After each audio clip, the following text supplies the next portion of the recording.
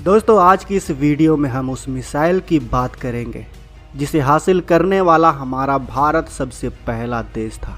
भारत के DRDO ने 10 साल पहले ही इसका परीक्षण कर लिया था और वो परीक्षण सफल भी रहा था।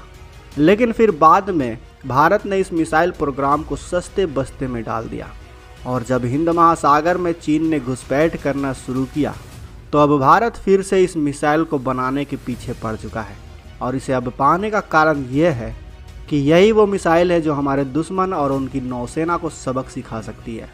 आज हम जिस मिसाइल को लेकर खबर देने वाले हैं वो काफ़ी घातक और एडवांस मिसाइल है। ये कौन सी मिसाइल है, इसकी क्या ताकत है, ये जानने के लिए वीडियो के अंत तक बने रहें।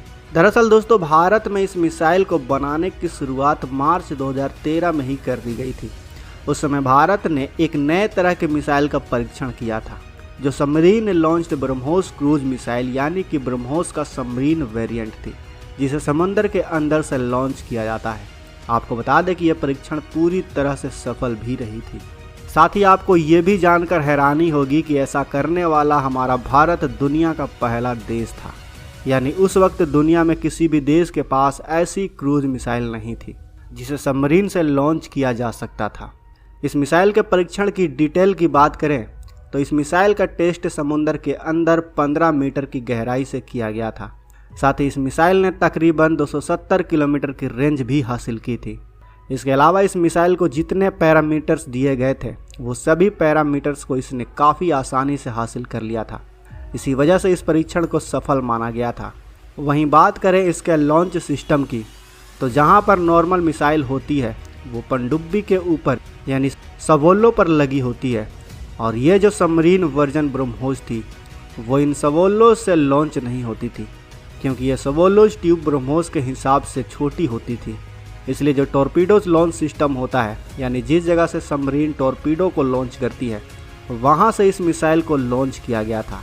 वहाँ से निकलने के बाद ये तैर कर समुद्र के सरफेस पर आती और उसके बाद ही ये अपनी फुल स्पीड में दुश्मन की तरफ बढ़ती थी यानी अपने टारगेट की तरफ बढ़ती थी। ये मिसाइल हवा में ही मार्ग बदलने की खूबी रखती है और अपने लक्ष्य पर सटीक निशाना लगा सकती है। ब्रह्मोस मिसाइल को वर्टिकल या सीधे कैसे भी प्रक्षेपक से छोड़ा जा सकता है। यह मिसाइल थल सेना, जल सेना और वायु सेना हमारी तीनों सेनाओं के काम आ सकती है। ब्रह्मोस 10 मीटर की ऊंचाई पर उड़ान भर सकती है और रडार की पकड़ में नहीं आती है। यह ब्रह्मोस किसी भी तरह की मिसाइल पहचान प्रणाली को धोखा दे सकती है। यह मिसाइल 1200 यूनिट ऊर्जा पैदा कर अपने लक्ष्य को तहस नहस कर सकती है। ब्रह्मोस की मारक क्षमता करीब 290 किलोमीटर है और यह 300 किलोमीटर विस्फोटक सामग्री अपने साथ ले जा सकती है। इस मिसाइल का इंजन और टारगेट खोजने की तकनीक रूस द्वारा विकसित की गई है। भारत ने दिशा निर्देशन, सॉफ्टवेयर, एयरफ्रेम और फायर कंट्रोल को नियंत्रित करने वाली तकनीक विकसित की है। अब बात करें कि आखिर इस मिसाइल का परीक्षण 2013 में ही कर लिया गया था तो फिर 10 सालों में अब तक इसे पनडुब्बी में तैनात क्यों नहीं किया गया। तो इसके पीछे कोई बड़ा कारण तो नहीं दिया गया है, लेकिन कई रिपोर्ट्स के मुताबिक कहा जाता है कि भारतीय नौसेना को इसका लॉन्चिंग सिस्टम पसंद नहीं आया था, इसलिए भारत सरकार ने इसका आगे का काम रोक दिया था। लेकिन चीन की बढ़ती घुसपैठ को देखकर अब खबर आ रही है कि भारतीय नौसेना एक नए तरह की सबमरीन लॉन्च क्रूज मिसाइल पर काम कर रही है और भारत की ये जो नई SLCM होगी ये ब्रह्मोस SLCM से काफ़ी ज़्यादा एडवांस और बहुत ज़्यादा घातक होगी।